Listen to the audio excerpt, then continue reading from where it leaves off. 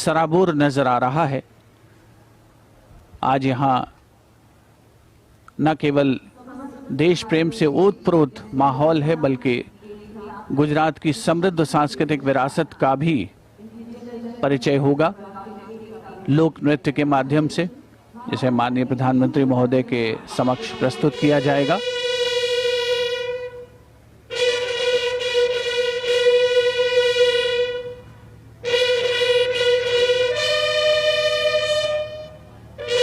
माननीय प्रधानमंत्री श्री नरेंद्र मोदी का स्वागत वरिष्ठ अधिकारियों द्वारा।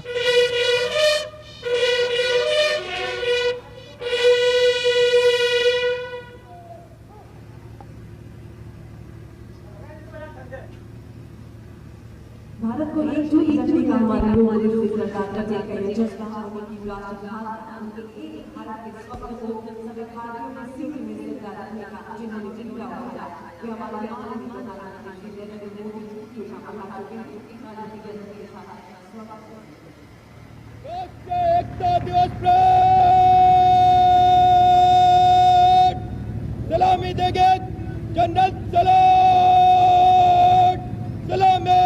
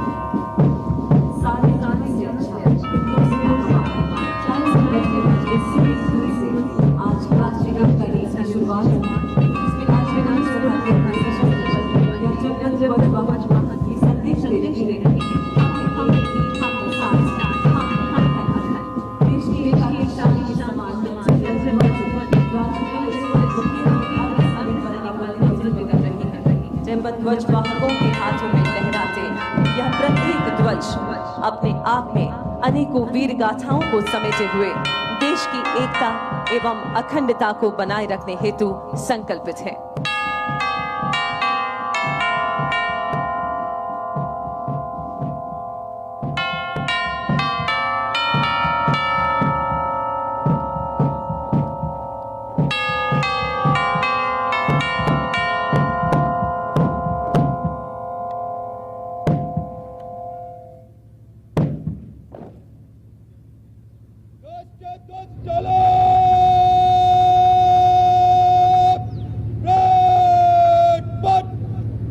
आप सभी से निवेदन है कि राष्ट्रध्वज के आगमन पर राष्ट्रध्वज के सम्मान में अपने स्थान पर खड़े हो जाएं और वर्दीधारी सैल्यूट करें।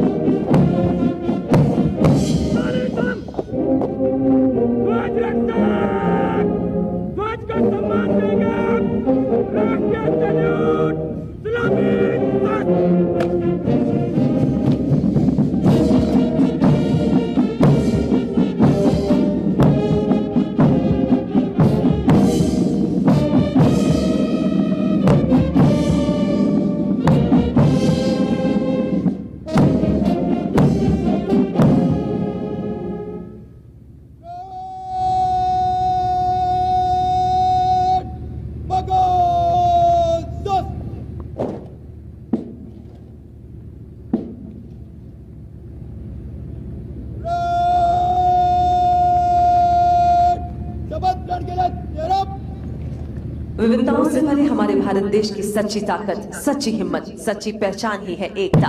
एकता और अखंडता को मजबूत करना ये हमारा कर्तव्य है। इस वचन को चरितार्थ करने का बीड़ा उठाया है माननीय प्रधानमंत्री श्री नरेंद्र मोदी जी ने, और इसलिए एकता के प्रेरक पूज्य सरदार पटेल की जन्म जयंती को राष्ट्रीय एकता दिवस के तौर पर मनाने का निर्धार किया गया है। आज इस राष्ट्रीय एकता दिवस पर माननीय प्रधानमंत्री महोदय से विनम्र निवेदन करते हैं कि वे यहाँ उपस्थित सभी के साथ पूरे भारत देश को एकता की शपथ दिलवाएं। हम सभी अपने स्थान पर खड़े होंगे, दाहिना हाथ आगे करके शपथ ग्रहण करेंगे। मैं सत्य निष्ठा से शपथ लेता हूं कि मैं राष्ट्र की एकता, अखंडता और सुरक्षा को बनाए रखने के लिए स्वयं को समर्पित करूंगा और अपने देशवासियों के बीच यह संदेश फैलाने का भी भरसक प्रयत्न करूंगा। मैं यह शपथ अपने देश की एकता की भावना से ले रहा हूं, जिसे सरदार वल्लभ भाई पटेल की दूरदर्शिता एवं कार्यों द्वारा संभव बनाया जा सके। मैं अपने देश की आंतरिक सुरक्षा सुनिश्चित करने के लिए अपना योगदान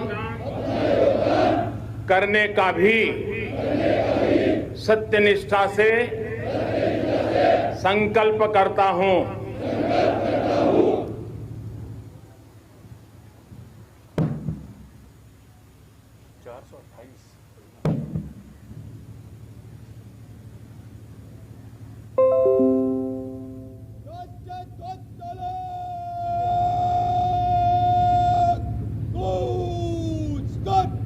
राष्ट्रीय ध्वज तालीम, दिशा बदल, बंद,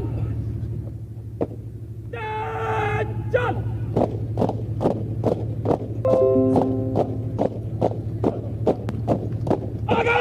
राष्ट्र ध्वज के गान पर हम सभी अपने स्थान पर खड़े होंगे।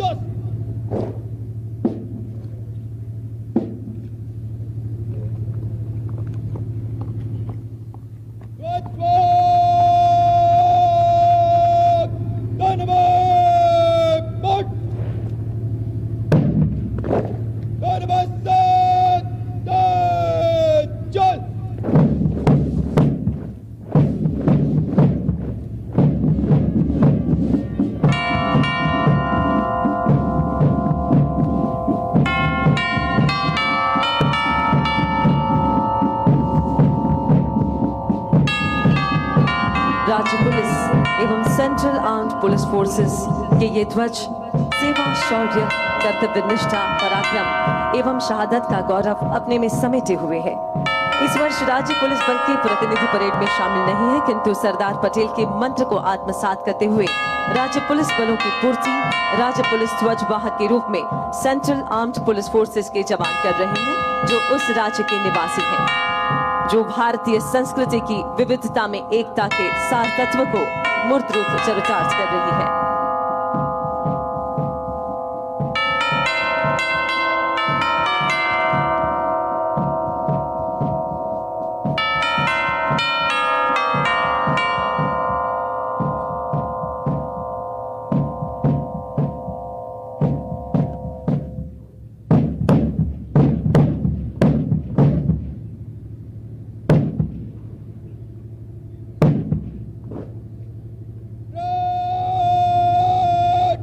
कंपनियों के कॉलम में मंच से गुजरेंगे। फर्स्ट लैप 20 कदम, नंबर 1 कंपनी आगे, दाहिने चलेंगे, दाहिने पुट।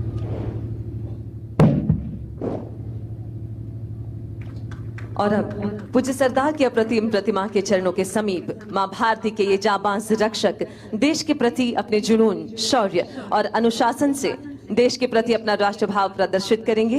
इस परेड के जरिए अखंड भारत का संदेश देती ये परेड अब मंच की ओर अग्रसर होगी।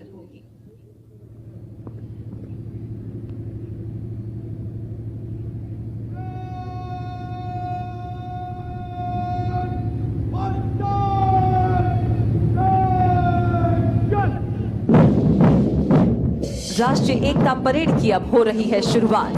वर्तमान वैश्विक परिदृश्य में कोविड-19 ने हमारी जीवन शैली पर व्यापक असर डाला, किंतु यह महामारी हमारे जोश और हौसले को डिगा न सकी और हम सरदार पटेल की दृढ़ इच्छा शक्ति व दूरदर्शिता से प्रेरित होकर सभी राज्यों की पुलिस बलों व केंद्रीय अर्धसैन्य बलों द्वारा शौर्य प्रदर्शन व परेड की संक्षिप्त प्रस्तुति के साथ उपस्थित हैं। कुछ नशा तिरंगे की शान का है, कुछ नशा मातृभूमि की आन का है। हम लहराएंगे हर जगह ये तिरंगा, नशा ये हिंदुस्तान का है। ऐसे ही जोश और राष्ट्र प्रेम की झलक इस परेड के जरिए हम देखेंगे। इस परेड का नेतृत्व कर रहे हैं 2018 की बैच के IPS Shri Om Prakash Jat. Bits Pilani graduate Om Prakash किसान परिवार से हैं और वर्तमान में श्री जाट गिर सोमनाथ में एएसपी नियुक्त हैं। श्री ओम प्रकाश जाट के नेतृत्व में ये परेड, जिसमें सबसे पहला दस्ता 53 ध्वज वाहकों का 53 राज्य पुलिस व केंद्रीय अर्धसैनिक बल का प्रतिनिधित्व कर रहे हैं, जिसमें शामिल कई ध्वजों को माननीय राष्ट्रपति जी के द्वारा निशान का सम्मान प्राप्त हुआ है, जिसमें से मेजबान गुजरात राज्य के ध्वज को भी 2019 में निशान का सम्मान प्राप्त हुआ है। दूसरे स्थान पर सीआईएसएफ केंद्रीय सशस्त्र बल के रूप में स्वयं को स्थापित कर 350 इकाइयों को सुरक्षा प्रदान कर रहा है, जिसमें देश के संवेदनशील एवं महत्वपूर्ण संस्थान जो कि अंतर्राष्ट्रीय एवं राष्ट्रीय हवाई अड्डे, C port, shipyards, atomic energy, VIP security, heritage monuments तथा सरकार की अन्य पीएस यूनिट शामिल है। और अब आ रहे हैं सीमा सुरक्षा बल के जाबाज, जो कश्मीर की बर्फीली चोटियां, राजस्थान के रेगिस्तान, दिन हो या रात बड़ी ही मुस्तैदी से अपने कर्तव्य का निर्वाह करते हैं और अब तक 1094 वीरता पदक हासिल किए हैं। अब अपने कदमों की धमक से शौर्य और निष्ठा का संदेश देता अग्रसर है सीआरपीएफ का ये दस्ता। इन्हें गर्व है अपने बल के इतिहास पर, जिन्होंने सरदार के एक भारत के सपने को साकार करने में अपनी भूमिका निभाई थी। देश में आंतरिक सुरक्षा की जरूरत में राष्ट्र की पहली पसंद सीआरपीएफ के जाबाज योद्धा है। अगला मार्चिंग दस्ता गुजरात राज्य पुलिस के सीधे भर्ती किए गए पुलिस इंस्पेक्टर्स, जो कि वर्तमान में गुजरात पुलिस अकादमी कराई गांधीनगर में प्रशिक्षण ले रहे हैं।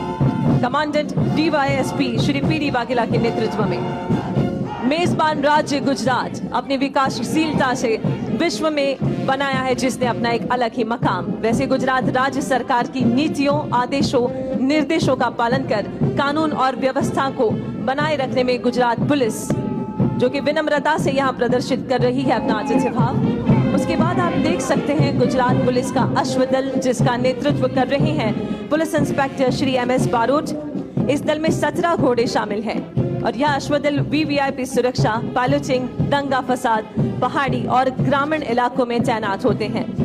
इस अश्वदल ने राष्ट्रीय और अंतर्राष्ट्रीय घोड़ेसवारी प्रतियोगिता में कई मेडल्स प्राप्त किए हैं और अब आज की भव्य परेड की शोभा बढ़ाते हुए शाही अंदाज में हर वर्ष राजपथ पर गणतंत्र दिवस परेड में विशेष आकर्षण का केंद्र रहने वाला सीमा सुरक्षा बल का अनूठा ऊंट दस्ता अपने पूरे साजो श्रृंगार सहित आपके सामने से गुजर रहा है, जिस पर सवार है राजसी शान लिए सीमा सुरक्षा बल के रणबांकुरे, जिनके समतुल्य समूचे विश्व में अन्य कोई नहीं।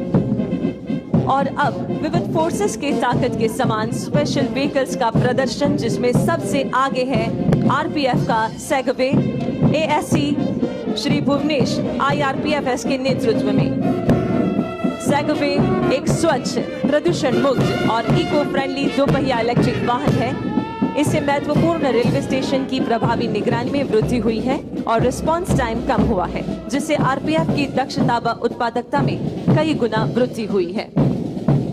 और अब आपके सामने आईटीबीपी का all terrain vehicle, Bharat Tibet सीमा पुलिस का ऑल टेरेन व्हीकल, जो कि लद्दाख, सिक्किम एवं अरुणाचल प्रदेश के एक्सट्रीम हाई एल्टीट्यूड वाले दुर्गम एवं कठिन क्षेत्र में जवानों द्वारा सीमा पर निगरानी रखने के लिए पेट्रोलिंग के दौरान प्रयोग किया जाता है। इस विशेष वाहन के होने से जवान न केवल शीघ्र बल्कि सुरक्षित रहकर सीमा पर निगरानी रखने की जिम्मेदारी का निर्वहन करते हैं। और अब आ रहे हैं एनडीआरएफ। चाहे कैसी भी भयंकर आपदा हो, एनडीआरएफ की उपस्थिति मात्र राहत और विश्वास का संदेश देती है। एनडीआरएफ का सबसे पहला व्हीकल है MFR vehicle, medical first responder, बचाव टीम तथा फर्स्ट एड के आवश्यक संसाधनों व उपकरणों के अतिरिक्त कोविड-19 के बचाव हेतु पीपीई एवं सभी सामग्रियों से सुसज्जित है एमएफआर। उसके बाद है एफडब्ल्यूआर रिस्पॉन्स व्हीकल, जो है फ्लड वाटर रेस्क्यू व्हीकल, बाढ़ बचाव दल एवं विभिन्न अत्याधुनिक विशेषीकृत उपकरणों, inflatable rubber boat, outboard motor, sonar system, under water victim locating camera, deep diver से सुसज्जित, साथ ही साथ घरेलू सामग्रियों से बने इक्विपमेंट्स का यह है प्रदर्शन उप कमांडेंट श्री A.K. चौबे के नेतृत्व में। अगला वाहन बीएसएफ का mine protected vehicle MPV, deputy commandant Hitesh Chandra की कमान में। उग्रवाद एवं नक्सलवाद प्रभावित इलाकों में एमपीवी कारगर है। 11 टन वजनी यह वाहन अपने वी आकार की विशेष बनावट की वजह से एंटी पर्सनल तथा एंटी टैंक माइंस के साथ 42 किलोग्राम की आईईडी से भी समग्र सुरक्षा प्रदान करता है। और अब अगला वाहन एनएसजी का शेरपा, ब्लैक कैट कमांडो की हाउस इंटरवेंशन टीम के दस्ते के साथ मेजर सोलास वेन के नेतृत्व में। शेरपा एक हल्का 4x4 बख्तरबंद वाहन है, जो हर सतह जैसे रेत, पत्थर, कीचड़ आदि इलाकों में 6 कमांडोज को उनके पेलोड के साथ ले जाने की क्षमता रखता है। इसके पीछे एनएसजी का ही मार्च वाहन, जिस पर लगे हुए dual side by side hydraulic ramp अलग अलग हाइट पर एनएसजी कमांडोज और K9 को बिल्डिंग इंटरवेंशन, हॉस्टेज रेस्क्यू और एंटी हाइजेक ऑपरेशंस में सुगमता प्रदान करता है। और अब आपके सामने से गुजर रहा है ये वाहन, जो है सीआरपीएफ के बुलंद इरादों का फौलादी साथी। एनएसजी की मार्च के बाद critical situation response vehicle CRPF से, जिसका नेतृत्व 7 बार पुलिस वीरता पदक से सम्मानित सहायक कमांडेंट नरेश कुमार एवं प्रवीण नौटियाल कर रहे हैं। अत्याधुनिक उपकरणों से लैस यह बख्तरबंद critical situation response vehicle CSRV Kashmir में किसी भी चुनौती से निपटने में सक्षम है। इसमें लगा thermal imaging camera, drone system, उपद्रवी भीड़ पर काबू पाने के लिए multi barrel launcher, LRAD, PTZ cameras तक हर जरूरत का उपकरण इस वाहन में उपलब्ध है। और ये है गुजरात पुलिस का BDDS व्हीकल। इस वाहन का उपयोग बॉम्ब डिस्पोजल ऑपरेशन के लिए किया जाता है तथा यह इंटरनेट सर्विलेंस सिस्टम और फ्लड लाइट्स लेस है। इस व्हीकल में सर्च इक्विपमेंट, सेफ्टी इक्विपमेंट और डिस्पोजेबल इक्विपमेंट है। बॉम्ब ऑपरेशन के दौरान सीनियर ऑफिसर्स अपने मोबाइल और ऑफिस में टीवी पर लाइव ऑपरेशन दुनिया में कहीं से भी देख सकते हैं। इस तरह का व्हीकल भारत में सर्वप्रथम गुजरात राज्य में अहमदाबाद शहर पुलिस BDDS स्क्वाड के पास है।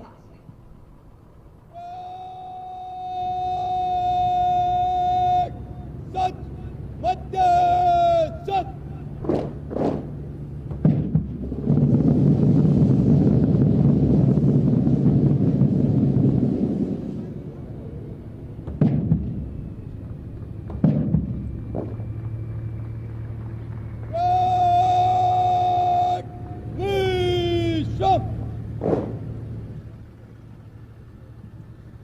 विविध रूप धरने वाली, विश्व सुख सुधा करने वाली, तुम पुरवाई तुम ज्वाला हो, वसुधा का रूप निराला हो।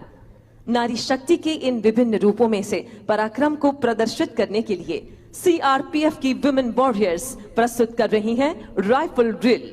हम सब के लिए यह गर्व की बात है कि सीआरपीएफ की 6 महिला बटालियन की वुमेन वॉरियर्स पूरे देश में पुरुषों के साथ कंधे से कंधा मिलाकर देश की सेवा कर रही है। आपको यह जानकर अत्यंत हर्ष होगा कि वीरता के लिए अनेक पुरस्कार प्राप्त करने के अलावा सीआरपीएफ की इन विमेन वॉरियर्स के पास यूनाइटेड नेशंस पीसकीपिंग मिशन में जाने वाले विश्व के प्रथम ऑल वुमेन कंटिजेंट होने का भी गौरव प्राप्त है। अपने शौर्य, अनुशासन, संतुलन और तालमेल को एक सूत्र में पिरोकर आपके सामने सीआरपीएफ वुमेन वॉरियर्स का राइफल ड्रिल प्रदर्शन।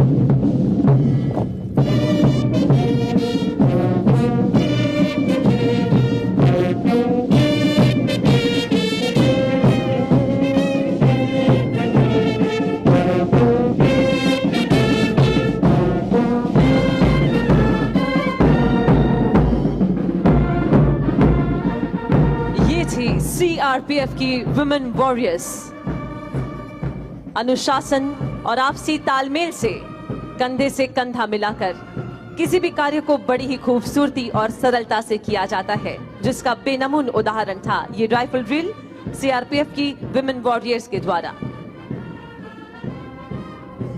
भारत की ये भूमि जहां नारी को एक शक्ति के रूप में पूजा जाता है, शक्ति स्वरूपा नारियों के सशक्तिकरण के हमेशा से ही हिमायती रहे हैं माननीय प्रधानमंत्री श्री नरेंद्र मोदी जी, जिन्हीं की दीर्घ दृष्टि और विजन की वजह से विश्व की 8वीं अजायबी बनने वाली ये अप्रतिम प्रतिमा स्टैच्यू ऑफ यूनिटी का निर्माण हुआ।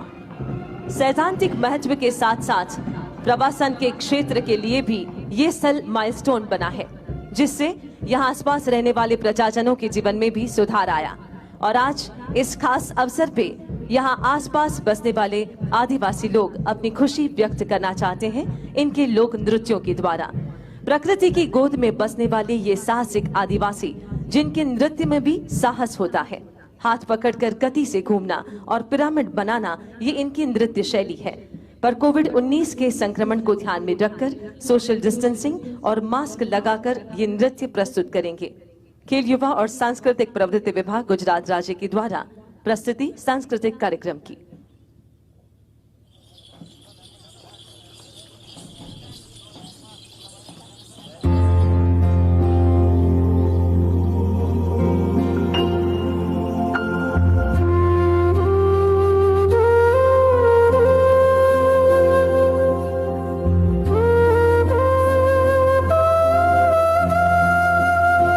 राठवा नृत्य, मेवासी नृत्य, डांगी नृत्य, साग बारा का होली नृत्य और दाहोद के होली नृत्य की प्रस्तुति यहाँ से इन आदिवासी कलाकारों के द्वारा उनके त्योहारों में और ज्यादातर लोक उत्सवों में उनकी खुशी व्यक्त करते हैं इन लोक नृत्य के द्वारा।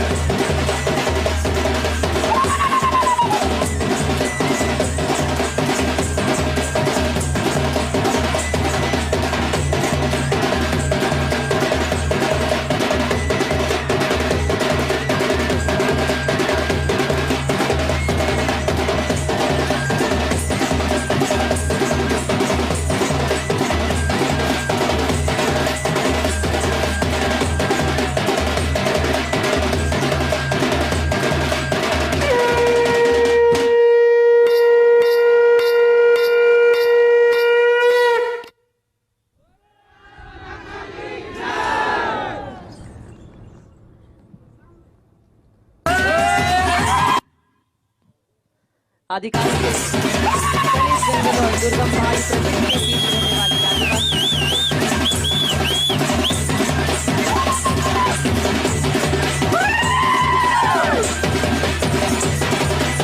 आज इस राष्ट्रीय एकता दिवस पर आसपास रहने वाले आदिवासी लोगों ने अपने प्रोटेस्ट प्रकट की।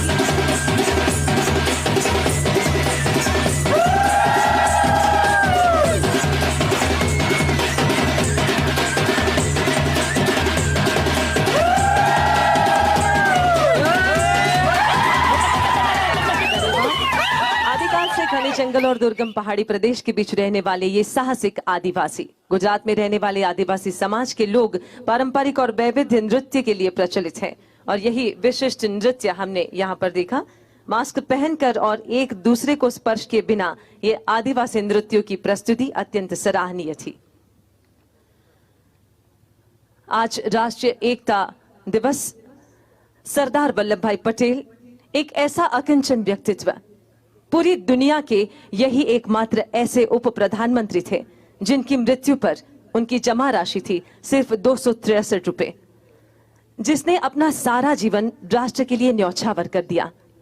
वे लौह पुरुष भी इसलिए कहलाए क्योंकि उनकी कर्तव्य निष्ठा, उनका शिस्त, उनका अनुशासन भी लोहे की तरह सख्त था। इस प्रतिमा के आधार स्तंभ में भले ही लोहा हो, पर हमारे सरदार की प्रतिभा के आधार स्तंभ थे सादगी, त्याग, निस्वार्थ वृत्ति और चारित्र्य। ऐसे कर्मयोगी राजपुरुष को हम देख तो नहीं पाए, लेकिन आज इन्हीं की प्रतिमा के सन्मुख हैं। तब आइए उन्हीं की वाणी सुनकर उनकी साक्षात उपस्थिति को महसूस करते हैं। 12 अक्टूबर 1947 को दशहरे के उपलक्ष्य में भाषण देते हुए उन्होंने संगठित हिंदुस्तान का आह्वान किया। दुनिया भर में जितना इल्म है उससे ज्यादा हमारे लोग में दिमाग है, लेकिन हम संगठित चल नहीं सकते हैं। व्यक्तिगत अलग अलग अपनी राय रखते हैं, वो नहीं चलना चाहिए। हमें समाज को संगठित करना चाहिए। तो वो चीज करने के लिए पहले तो हमारे आज कोई भी झगड़ा का काम हो, फिसाद का काम हो, टंटा का काम हो, छोड़ देना चाहिए। 5 साल काम कर लो। और हम लोग तो अब जरीफ हुए, बुढ़े हुए, हमारा काम तो एक गुलामी में से छोड़ाना था, वो तो पूरा हो गया। लेकिन उठाने के लिए नौजवान तैयार न हो तो फिर बहुत मुश्किल हो जाए। तो ये नहीं है कि हमारे नौजवानों में दिमाग नहीं है, दिमाग तो बहुत है, तेज है, ज्यादा तेज हो गया, उससी मुसीबत होती है। जितना हो जाती है तेज, इससे ज्यादा हो जाती है। तो हर चीज में हम एक प्रकार की सबकी गलती निकालने का हमारा दिमाग आगे चलता है। तो एक क्रिटिकल दृष्टि हमने बनाई है कि हर चीज की चेष्टा करनी, टीका करनी, सब टिप्पण करना है उसके पर। लेकिन हमें प्रैक्टिकल चीज, कोई व्यवहारू चीज करनी हो तो फिर किताब देखते हैं, किताब में क्या लिखा है, उससे काम नहीं होता। तो हाथ पर चलाने की बात है। तो जो व्यापारी लोग, जो धनिक लोग हैं, उनके साथ हमें ये जो इनके पास इल्म है वो इल्म भी हमें लेना पड़ेगा और उनका साथ लेना पड़ेगा कि तुम आओ भाई, मुल्क तुम्हारा है और मुल्क में आज तो बहुत मैदान पड़ा है, उसमें जितना काम आप करो, परदेशियों के समय में करते थे, इससे ज्यादा करने का मौका आपको मिलेगा। वो हमसे डरते हैं, हमारा उसको भरोसा नहीं है, हम उनका भरोसा नहीं करते। इस तरह से काम नहीं चलेगा। उनका एक दूसरे का विश्वास पैदा करना चाहिए, तब काम चल सकता है। तो मजदूर का धनिकों के साथ झगड़ा और ये जो और लोग हैं वो आपस में झगड़ा करे, प्रांत प्रांत का झगड़ा, कि हम इस तरह से आपस में सब झगड़ा करता रहे। तो हमारा काम ये है कि हम हिंदुस्तान में कोई भी प्रांत के पड़े हैं, हम हिंदुस्तानी है और हमारा प्रथम कर्तव्य हिंदुस्तान की हिफाजत, हिंदुस्तान की रक्षा और हिंदुस्तान की आजादी को तो उसकी अच्छी तरह से शोभे दीपे इस तरह से बनाना तो सबको साथ लेके ऐसे राष्ट्र के पर्व पर जो पहले हमें जब आजाद थे जो खुशहाली थी, उसी प्रकार की खुशहाली हो, प्रकार मुल्क को उठाना हो, मिलजुल कर काम करना है। बिखरे फूलों को मिलाकर जिसने बनाया ये चमन, वैसे सरदार को आज शत शत नमन। धरती से लेकर आसमां तक भारत ने अपने लिए न एक नया इतिहास रचा है, बल्कि भविष्य के लिए राष्ट्र एकता की प्रेरणा का गगनचुंबी आधार भी तैयार किया है, जो है स्टैच्यू ऑफ यूनिटी। हमारे सरदार को एक सच्ची श्रद्धांजलि। देश की एकता के प्रति जोश और उमंग से भरे आज के इस राष्ट्रीय एकता दिवस पर अब अगला जो क्षण है जो हम सभी के लिए बड़ा ही दिल धड़क और रोमांचक होने वाला है। आज जहां हमने इस एकता परेड के जरिए हमारे देश की सीमा सुरक्षा और आंतरिक सुरक्षा देने वाले जाबाजों की निष्ठा और ताकत देखी, तो साथ ही में हिंदुस्तान के इस खुले आसमान में हमारी सुरक्षा निश्चित करने के लिए पहरा दे रहे भारतीय वायुसेना के फाइटर एयरक्राफ्ट कुछ ही क्षणों में यहां से गुजरेंगे और हमें भारतीय वायुसेना की ताकत का परिचय देंगे। आज राष्ट्रीय एकता दिवस पर सरदार को सलामी देने का ये जज्बा है इंडियन एयरफोर्स का। आप सभी आपके सामने ये किले की भव्य दीवार भी देख रहे हैं। स्टैच्यू ऑफ यूनिटी की विशाल गगनभेदी प्रतिमा के सम्मुख इस परेड मैदान में ये दीवार, ये प्राचीर है जूनागढ़ किले की। यह प्रतिबिंब लगभग 2300 वर्षों का इतिहास समेटे वर्तमान को एकीकृत भारत का गौरवशाली प्रतीक है। भारत की आजादी की घोषणा के साथ ही भारत के एकीकरण की विशाल चुनौती सरदार पटेल के सम्मुख थी। जूनागढ़ के तत्कालीन नवाब जूनागढ़ को पाकिस्तान में मिलाना चाहते थे, किंतु जूनागढ़ रियासत की समस्त जनता भारत के साथ रहना चाहती थी। सरदार पटेल की दृढ़ इच्छा शक्ति व कूटनीति के परिणाम स्वरूप राजनैतिक अड़चनों के बावजूद 20 फरवरी 1948 को जूनागढ़ भारत का अभिन्न अंग बन गया। जनता की भावनाओं का सम्मान करते हुए तमाम चुनौतियों के बावजूद भी जूनागढ़ का भारत में विलय करके सरदार पटेल ने भौगोलिक एकीकरण के साथ साथ भावनात्मक एकता का भी बीज बोया। जूनागढ़ किला हमें सांस्कृतिक विविधता व भौगोलिक विषमता के बावजूद एक सूत्र भारतीयता में बंधे रहने को प्रेरित करता है, साथ ही सरदार पटेल के सशक्त भारत की याद दिलाता है। आइए जोरदार तालियों के साथ हम हमारी श्रद्धा, हमारा प्यार उन तक पहुंचाते हैं।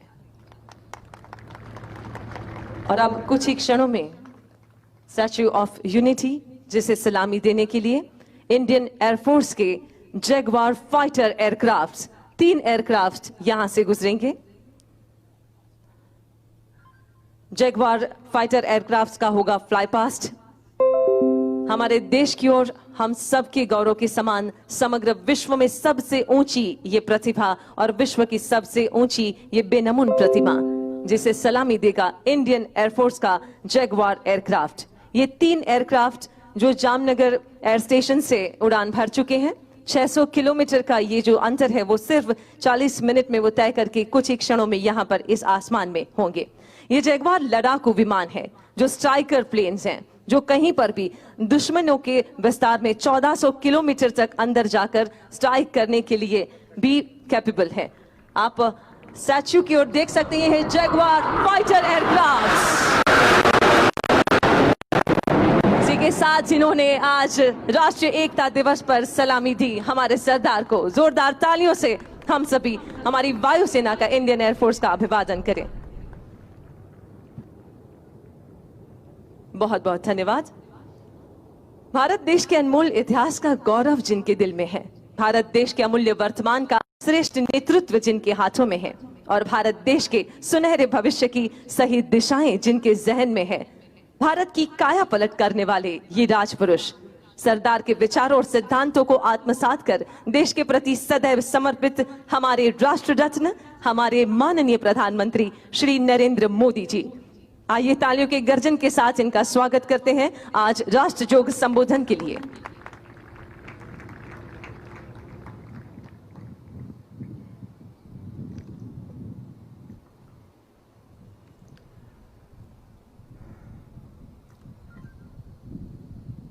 हम सब ने अभी लौह पुरुष सरदार वल्लभ भाई पटेल की दूरदृष्टि से भरी हुई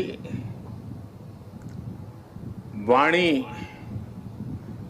प्रसाद के रूप में प्राप्त की। मेरी बात बताने से पहले मैं आप सबसे भारत माता की जय का जयघोष कराऊंगा और आप सबसे मेरा आग्रह है, यूनिफॉर्म वाले सभी जवानों से भी आग्रह है, और दूर दूर पहाड़ियों पर बैठे मेरे आदिवासी भाइयों बहनों को भी मेरा आग्रह है कि एक हाथ ऊपर करके पूरी ताकत से सरदार साहब का स्मरण करते हुए हम भारत माता की जय का घोष करेंगे। मैं 3 बार करवाऊंगा। पुलिस बेड़े के वीर बेटे बेटियों के नाम भारत माता की। कोरोना के समय में सेवारत कोरोना वॉरियर्स के नाम भारत माता की। आत्मनिर्भरता के संकल्प को सिद्ध करने में जुटे कोटि कोटि लोगों के नाम भारत माता की।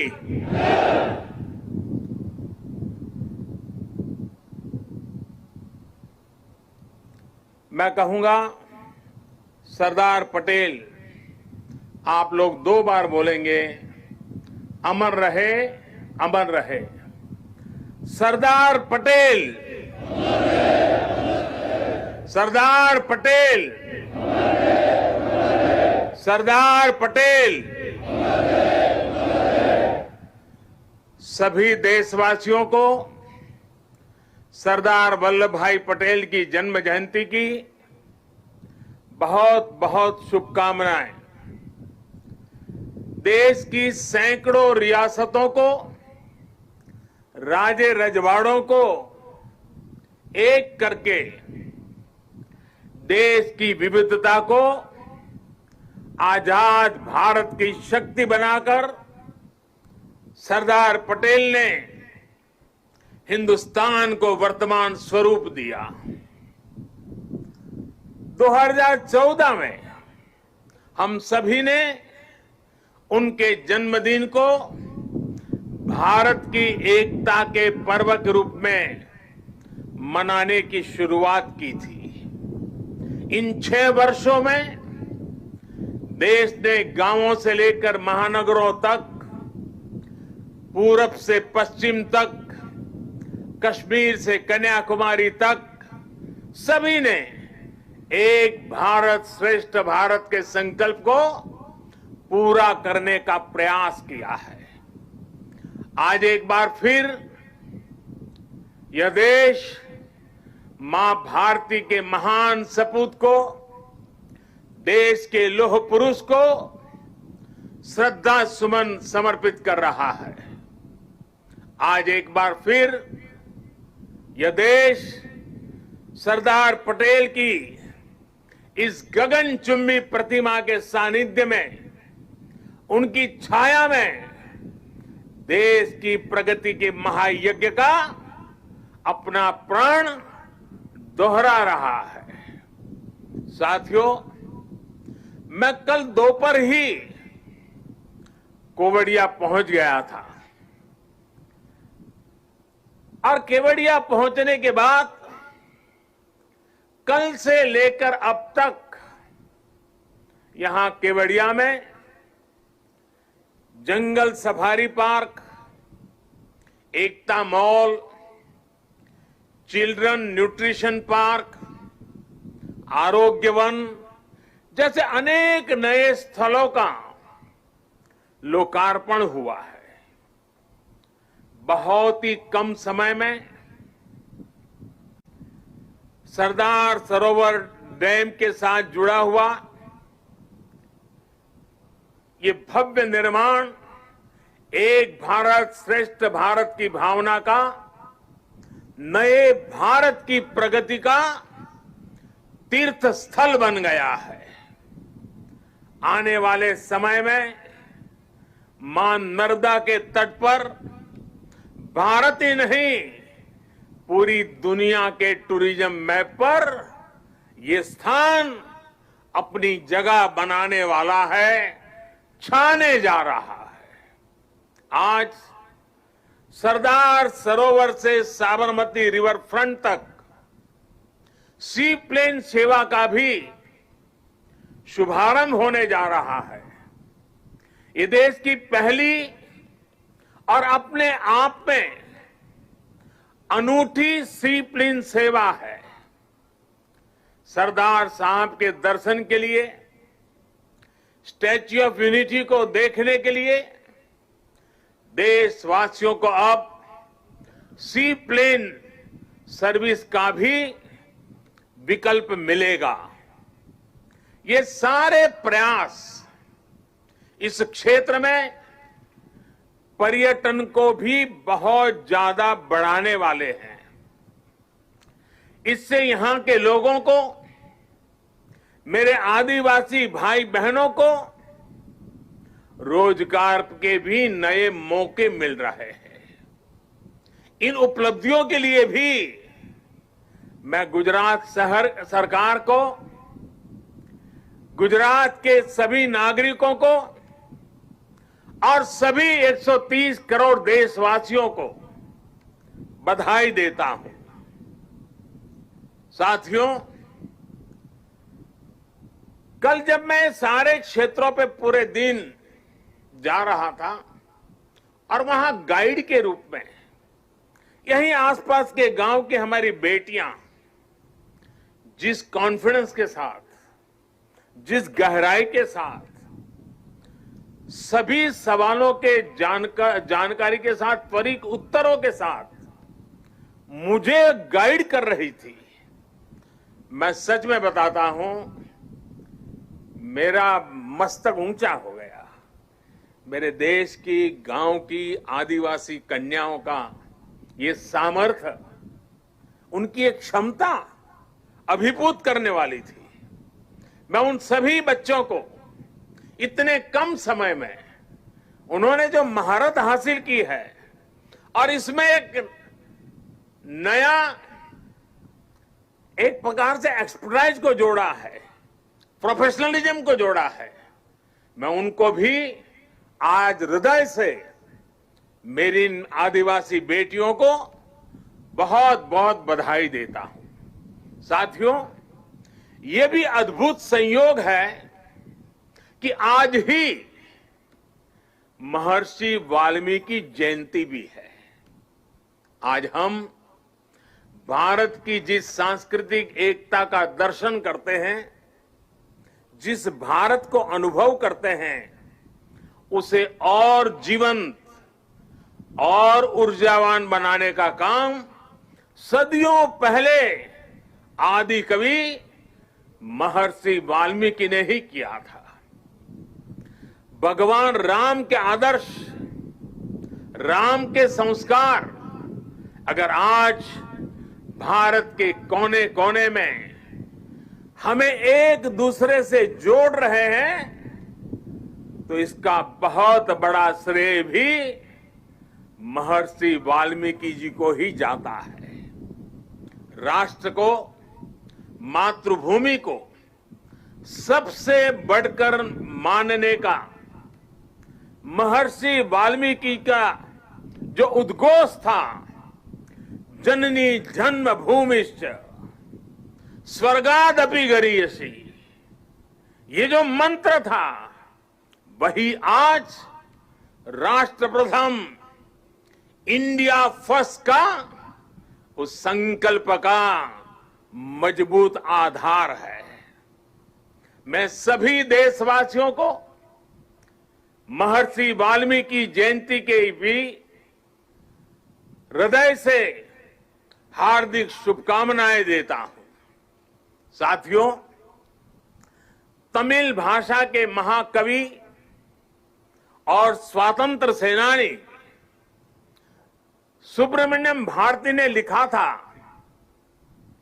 मन्नुम इमयमले अंगल मलइये मालिल मिदुइदु पोल परिधु इल्लेये इन्नरू नीर गंगे आरेंगेल आरे इंगिथन मानबीर एदिरेदु वेरे पन्नरूम उपनिट नुल्लेंगल नुले पार मिसे एधोरु नुल इधु बोले पोन नोलिर भारत नांडेगल नाडे पोट रुवोम इंगते एमक्की कल्लेड़े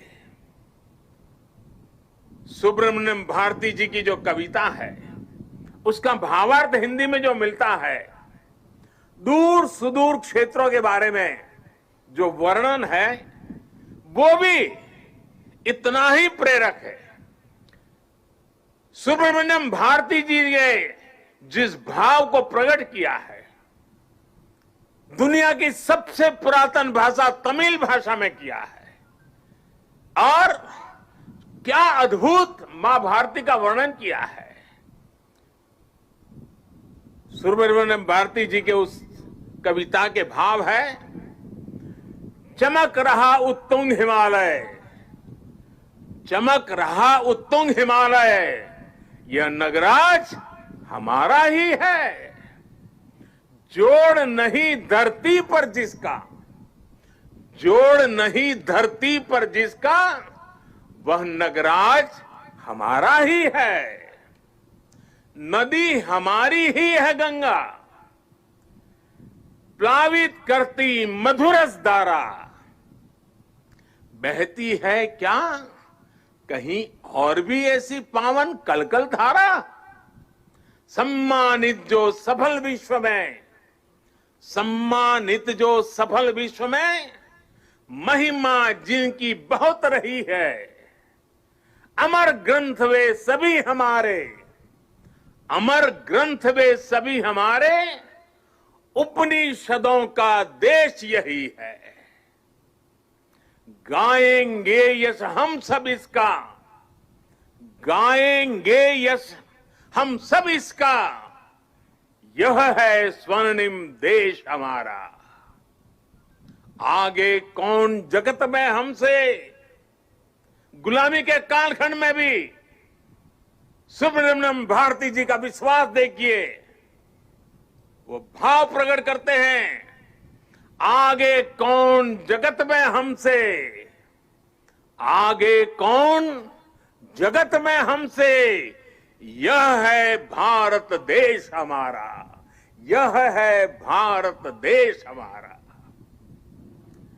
भारत के लिए इस अद्भुत भावना को आज हम यहां मां नर्मदा के किनारे सरदार साहब की भव्य प्रतिमा की छांव में और करीब से महसूस कर सकते हैं।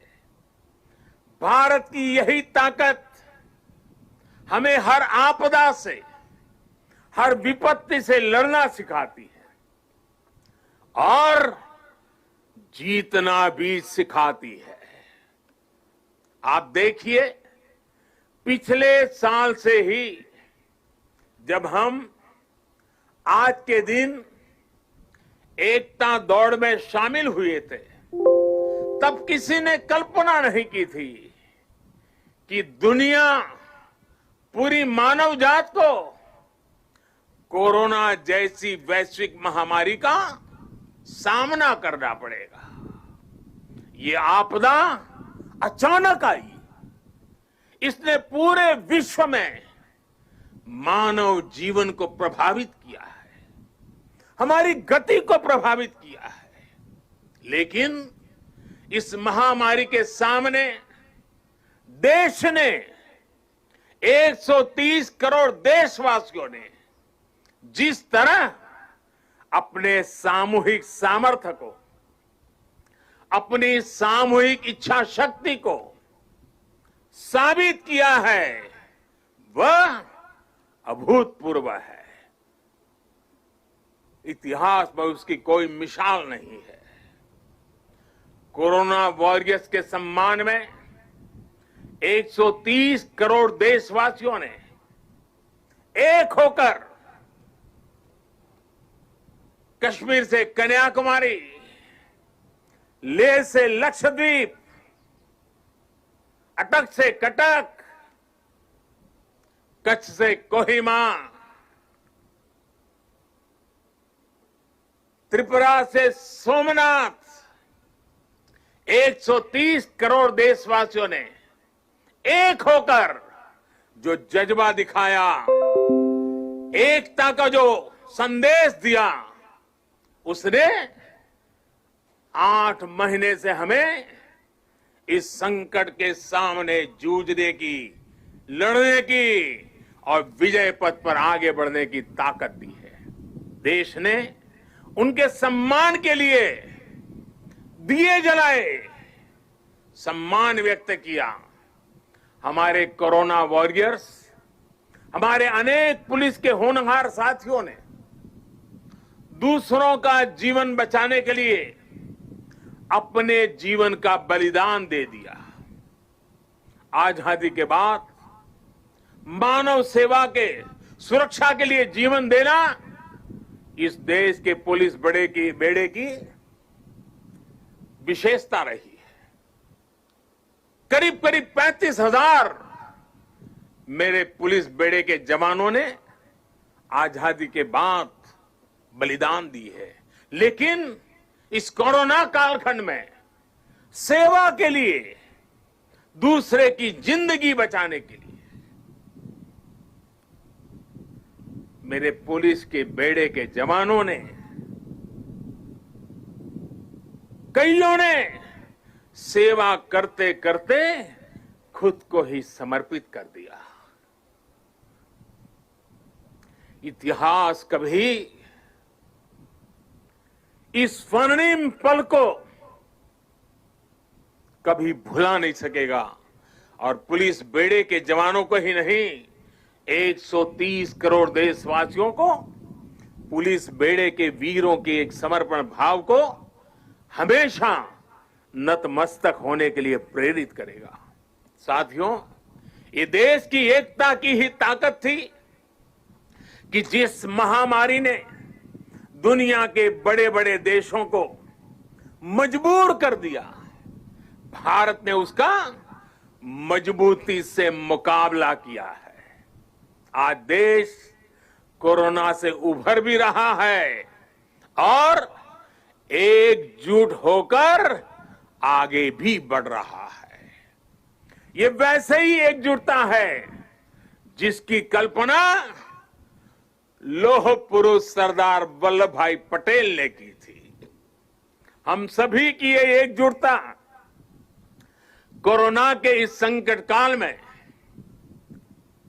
लौह पुरुष सरदार वल्लभ भाई पटेल को सच्ची श्रद्धांजलि है। साथियों, विपदाओं और चुनौतियों के बीच भी देश ने कई ऐसे काम किए हैं जो कभी असंभव मान लिए गए थे। इसी मुश्किल समय में धारा 370 हटने के बाद, आर्टिकल 370 हटने के बाद कश्मीर ने समावेश का 1 साल पूरा किया। 31 अक्टूबर को ही, आज से 1 साल पहले ये कार्यरत हुआ था।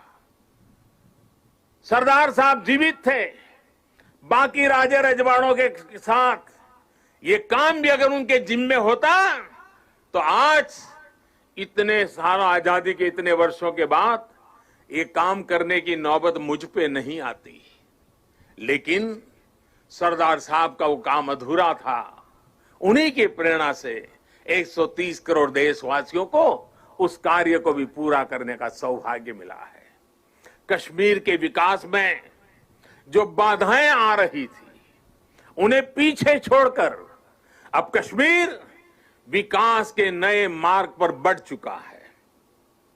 चाहे नॉर्थ ईस्ट में शांति की बहाली हो या नॉर्थ ईस्ट के विकास के लिए उठाए जा रहे कदम, आज देश एकता के नए आयाम स्थापित कर रहा है।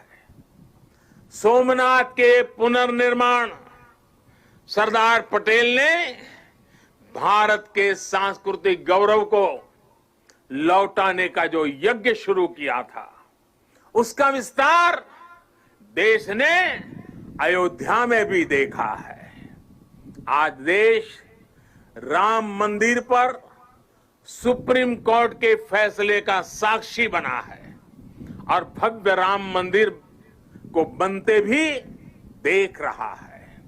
साथियों, आज हम 130 करोड़ देशवासी मिलकर एक ऐसे राष्ट्र का निर्माण कर रहे हैं जो सशक्त भी है और सक्षम भी हो, जिसमें समानता भी हो और संभावनाएं भी हो। सरदार साहब भी कहते थे, और सरदार साहब के शब्द हैं, दुनिया का आधार किसान और मजदूर है। मैं सोचता हूं कि कैसे किसानों को गरीब और कमजोर ना रहने दूं, कैसे उन्हें मजबूत करूं और ऊंचा सिर करके चलने वाला बना दूं। सरदार साहब का ये सपना था, वो कहते थे। साथियों, किसान, मजदूर, गरीब सशक्त तब होंगे जब वो आत्मनिर्भर बनेंगे, और जब किसान मजदूर आत्मनिर्भर बनेंगे तभी देश आत्मनिर्भर बनेगा। साथियों, आत्मनिर्भर देश ही अपनी प्रगति के साथ साथ अपनी सुरक्षा के लिए भी आश्वस्त रह सकता है, और इसलिए आज देश रक्षा के क्षेत्र में भी आत्मनिर्भर बनने की ओर बढ़ रहा है। इतना ही नहीं, सीमाओं पर भी भारत की नजर और नजरिया अब बदल गए हैं। आज भारत की भूमि पर नजर गड़ाने वालों को मुंह तोड़ जवाब देने की ताकत हमारे वीर जवानों के हाथ में है। आज का भारत सीमाओं पर सैकड़ों किलोमीटर लंबी सड़कें बना रहा है, दर्जनों ब्रिज, अनेक सुरंगें लगातार बनाता चला जा रहा है। अपनी संप्रभुता और सम्मान की रक्षा के लिए आज का भारत पूरी तरह सज्ज है, प्रतिबद्ध है, कटिबद्ध है, पूरी तरह तैयार है। लेकिन साथियों, प्रगति के इन प्रयासों के बीच कई ऐसी चुनौतियां भी हैं जिसका सामना आज भारत और पूरा विश्व कर रहा है। बीते कुछ समय से दुनिया के अनेक देशों में जो हालात बने हैं, जिस तरह कुछ लोग आतंकवाद के समर्थन में खुल करके सामने आ गए हैं, वो आज मानवता के लिए, विश्व के लिए, शांति के उपासकों के लिए एक वैश्विक चिंता का विषय बना हुआ है। आज के माहौल में दुनिया के सभी देशों को, सभी सरकारों को, सभी पंथों को आतंकवाद के खिलाफ एकजुट होने की सबसे ज्यादा जरूरत है। शांति, भाईचारा और परस्पर आदर का भाव ही मानवता की सच्ची पहचान है। शांति, एकता और सद्भाव वही उसका मार्ग है। आतंकवाद, हिंसा से कभी भी किसी का कल्याण नहीं हो सकता। भारत तो पिछले कई दशकों से आतंकवाद का भुक्तभोगी रहा है, पीड़ित रहा है। भारत ने अपने हजारों वीर जवानों को खोया है, अपने हजारों निर्दोष नागरिकों को खोया है, अनेक माताओं के लाल खोए हैं, अनेक बहनों के भाई खोए हैं। आतंक की पीड़ा को भारत भली भांति जानता है। भारत ने आतंकवाद को हमेशा अपनी एकता से, अपनी दृढ़ इच्छा शक्ति से जवाब दिया है।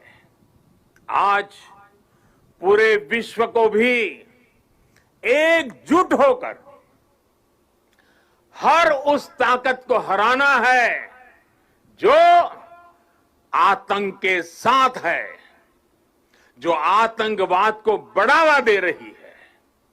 साथियों, भारत के लिए तो एकता के मायनों का विस्तार हमेशा से बहुत ज्यादा रहा है। हम तो वो लोग हैं जिनको प्रेरणा मिली है, सर्वे भवन्तु सुखिनः। हम वो लोग हैं जिन्होंने आत्मसात किया है वसुधैव कुटुंबकम की। यही तो हमारी जीवन धारा है। भगवान बुद्ध से लेकर महात्मा गांधी तक भारत ने समूचे विश्व को शांति और एकता का संदेश दिया है। साथियों, राष्ट्रकवि रामधारी सिंह दिनकर जी ने लिखा है, भारत एक विचार, भारत एक विचार, स्वर्ग को भू पर लाने वाला। भारत एक विचार, स्वर्ग को भू पर लाने वाला। भारत एक भाव, भारत एक भाव जिसको पाकर मनुष्य जगता है। भारत एक भाव जिसको पाकर मनुष्य जगता है। हमारी ये राष्ट्र हमारे विचारों से, हमारी भावनाओं से, हमारी चेतनाओं से, हमारे प्रयासों से हम सबसे मिलकर ही बनता है। और इसकी बहुत बड़ी ताकत भारत की विविधता है। इतनी बोलियां, इतनी भाषाएं, अलग अलग तरह के परिधान, खान पान, रीति रिवाज, मान्यताएं, ये किसी और देश में मिलना मुश्किल है। हमारे वेद वाक्यों में भी कहा गया है, जन्म बिभ्रति बहुधा विवाचसम, नाना धर्माणम पृथ्वी यथोकसम, सहस्त्रम धारा द्रविणस्य में, दुहा ध्रुवेव धनुरन प्रस्फुरंती। अर्थात हमारी ये मातृभूमि अलग अलग भाषाओं को बोलने वाले, अलग अलग आचार विचार व्यवहार वाले लोगों को एक घर के समान धारण करती है। इसलिए हमारी ये विविधता ही हमारा अस्तित्व है। इस विविधता में एकता को जीवंत रखना ही राष्ट्र के प्रति हमारा कर्तव्य है। हमें याद रखना है कि हम एक हैं तो हम अपराजेय हैं। हम एक हैं तो हम असाधारण हैं।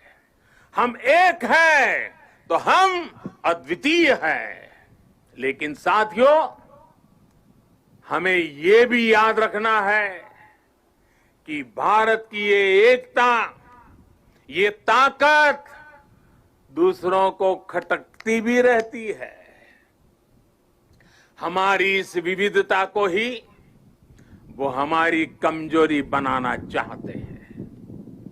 हमारी इस विविधता को आधार बनाकर वो एक दूसरे के बीच खाई बनाना चाहते हैं। ऐसी ताकतों को पहचानना जरूरी है। ऐसी ताकतों से हर भारतीय को बहुत ज्यादा सतर्क रहने की जरूरत है।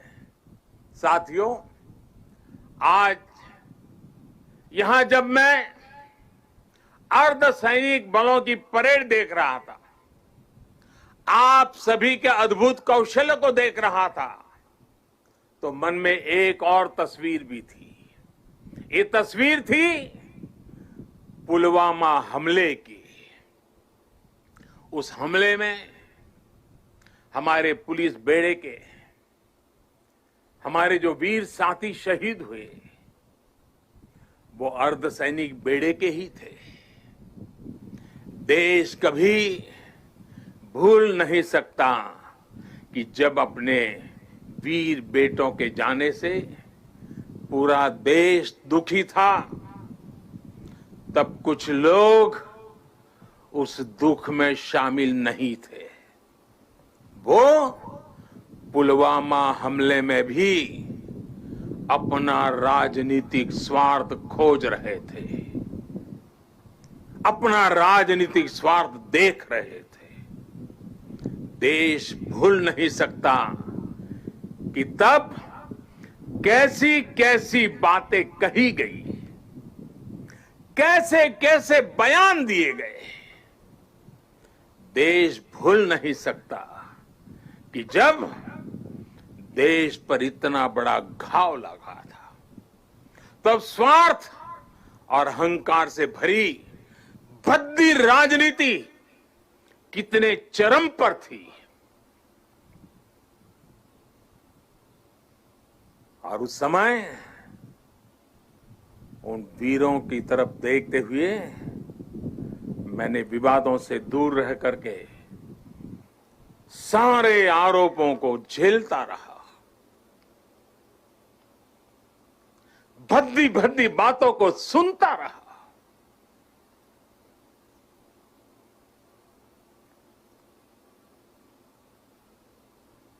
मेरे दिल पर वीर शहीदों का गहरा घाव था, लेकिन पिछले दिनों पड़ोसी देश से जो खबरें आई है, जिस प्रकार वहां की संसद में सत्य स्वीकारा गया है, उसने इन लोगों के असली चेहरों को देश के सामने ला दिया है। अपने निहित स्वार्थ के लिए, राजनीतिक स्वार्थ के लिए ये लोग किस हद तक जा सकते हैं। पुलवामा हमले के बाद की गई राजनीति इसका बहुत बड़ा उदाहरण है। मैं ऐसे राजनीतिक दलों से, ऐसे लोगों से आग्रह करूंगा, और आज के समय में जरा विशेष आग्रह करूंगा, और सरदार साहब के प्रति अगर आपकी श्रद्धा है तो इस महापुरुष की इस विराट प्रतिमा के सामने से आपको आग्रह करूंगा कि देश हित में, देश की सुरक्षा के हित में, हमारे सुरक्षा बलों के मनोबल के लिए कृपा करके ऐसी राजनीति न करें, ऐसी चीजों से बचें। अपने स्वार्थ के लिए जाने अनजाने आप देश विरोधी ताकतों की उनके हाथों में खेलकर, उनका मोहरा बनकर न आप देश का हित कर पाएंगे और न ही अपने दल का। साथियों, हमें ये हमेशा याद रखना है कि हम सभी के लिए अगर सर्वोच्च कोई बात है तो वो है सर्वोच्च हित, देश हित। सर्वोच्च हित, देश हित। जब हम सबका हित सोचेंगे तभी हमारी भी प्रगति होगी, तभी हमारी भी उन्नति होगी। भाइयों और बहनों, आज अवसर है कि इस विराट भव्य व्यक्तित्व के चरणों में हम उसी भारत के निर्माण का संकल्प दोहराएं जिसका सपना सरदार वल्लभ भाई पटेल ने देखा था। एक ऐसा भारत जो सशक्त होगा, समृद्ध होगा और आत्मनिर्भर होगा। आइए इस पावन अवसर पर हम फिर से राष्ट्र के प्रति अपने समर्पण को दोहराएं। आइए सरदार पटेल के चरणों में नतमस्तक होकर हम ये प्रतिज्ञा लें कि देश का गौरव और मान बढ़ाएंगे, इस देश को नई ऊंचाइयों पर ले जाएंगे। इसी संकल्प के साथ सभी देशवासियों को एकता पर्व की एक बार फिर से बहुत बहुत शुभकामनाएं देता हूं। आदरपूर्वक सरदार साहब को नमन करते हुए, श्रद्धापूर्वक सरदार साहब को श्रद्धांजलि देते हुए मैं देशवासियों को वाल्मीकि जयंती की शुभकामनाएं, सरदार साहब की जयंती की शुभकामनाओं के साथ मेरी वाणी को विराम देता हूं। बहुत बहुत धन्यवाद। बहुत बहुत धन्यवाद माननीय प्रधानमंत्री श्री, आपका तहे दिल से आभार प्रकट करते हैं।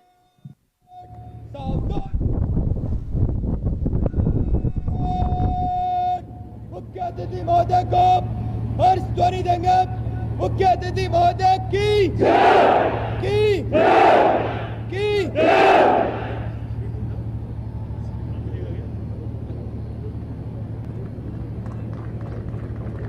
हृदय आभार व्यक्त करते हुए माननीय प्रधानमंत्री महोदय का आज इस राष्ट्रीय एकता दिवस पर आपकी उपस्थिति मात्र सबके दिलों में एकता और राष्ट्र के प्रति अपनी निष्ठा को जागरूक करने के लिए बहुत बहुत धन्यवाद।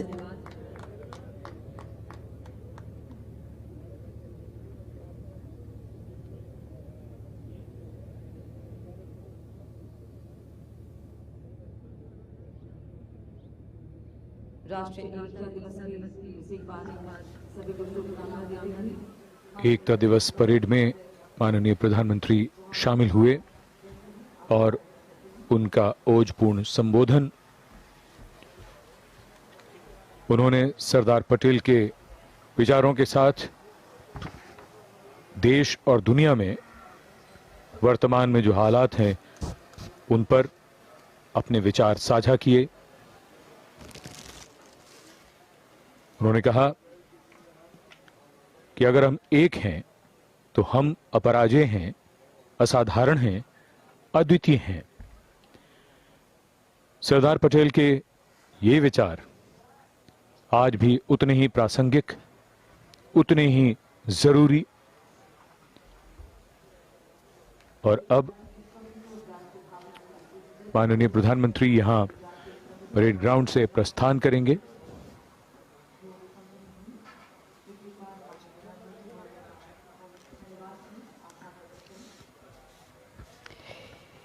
In our faith, we follow in someone's steps. In our faith, we leave footprints to guide others. This is the principle of discipleship. The Honorable Prime Minister Shri Narendra Modi will share what he has imbibed from Sardar Patel's life and philosophy with officer trainees who belong to various civil services that are currently undergoing the 95th Foundation course at Lal Bahadur Shastri National Academy of Administration. As he departs from the parade ground,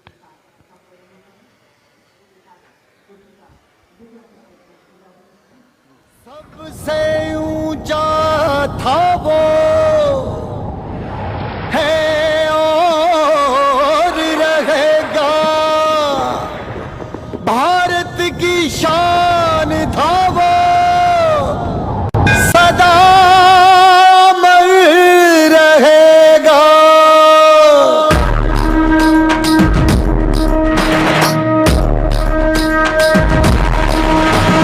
सबसे ऊंचा है, सबसे शानदार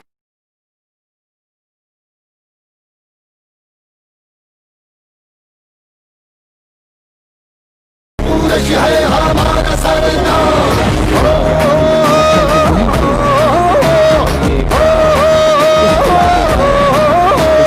फौलादी जिगरा मजबूत था वो, इस धरती माँ का सपूत था वो, किसानों का अपना सरदार था वो, हुकूमत पर तेज असरदार था वो, देश को जोड़ा शिल्पकार था वो, सोमनाथ का जीर्णोद्वार था वो, फिर आज उसका झुका रहे हैं हम, उसे अंबर से ऊंचा, अंबर से ऊंचा,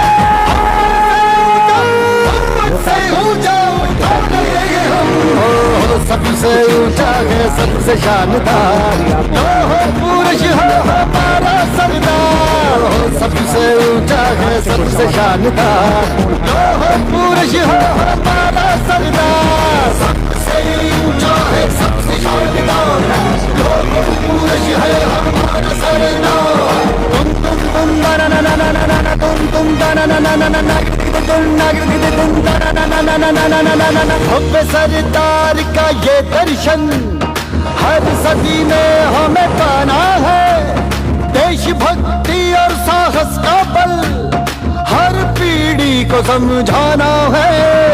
हाँ नर्मदा के तट से, हाँ अभी और इसी पल से एकता का संदेशा हम सबको हर दिल तक पहुंचाना है।